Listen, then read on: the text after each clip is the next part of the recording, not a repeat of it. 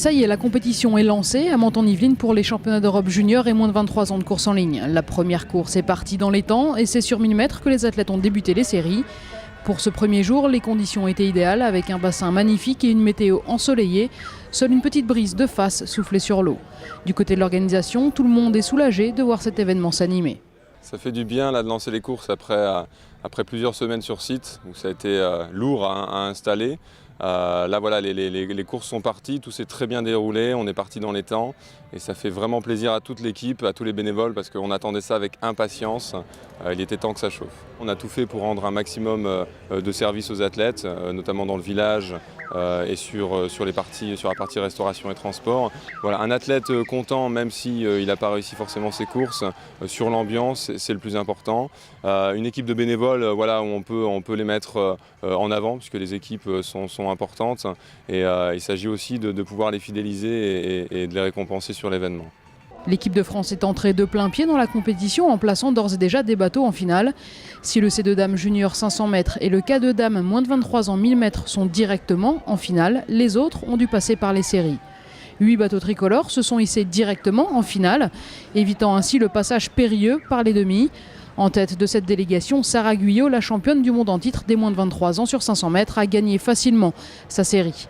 Elle avouait tout de même avoir un peu de pression, elle qu'on attend dans la course au titre. La première course était assez stressante pour moi et les conditions sont bonnes, mais c'est vrai qu'il y a des algues, il faut faire avec. Et je préfère faire chaque course les unes à la suite des autres.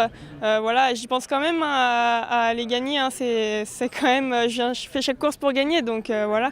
Mais voilà, il faut rester concentré. Les Bleus sont bien rentrés dans la compétition, ce qui n'est jamais simple lorsque l'on court à domicile.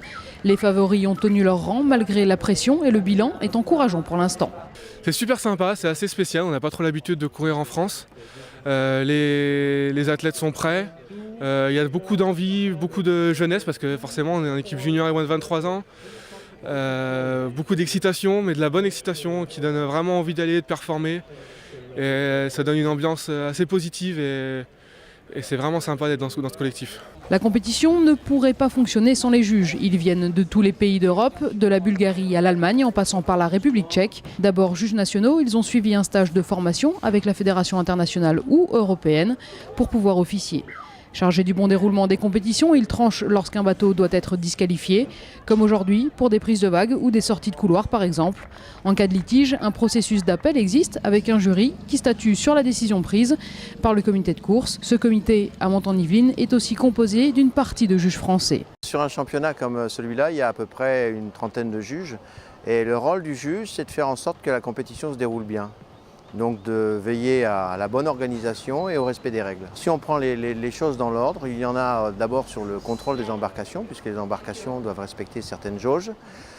Puis il y en a à l'embarquement, c'est-à-dire que quand les bateaux embarquent, on vérifie dans les embarcations, lorsqu'il y a des équipages, si l'équipage est dans le bon ordre et si effectivement ce sont ces compétiteurs-là qui embarquent dans les bateaux, les mêmes compétiteurs que ceux qui sont inscrits.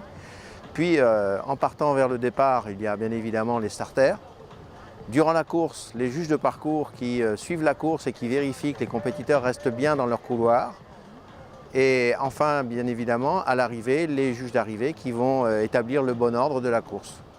Ce vendredi, tout le monde sera sur le pont dès 9h avec les demi-finales du 1000 mètres et les premières finales dans l'après-midi. Pour suivre ces championnats d'Europe, vous pouvez aussi vous connecter avec l'appli pour iPhone et Android qui permet de voir les résultats en live et les photos de la compétition.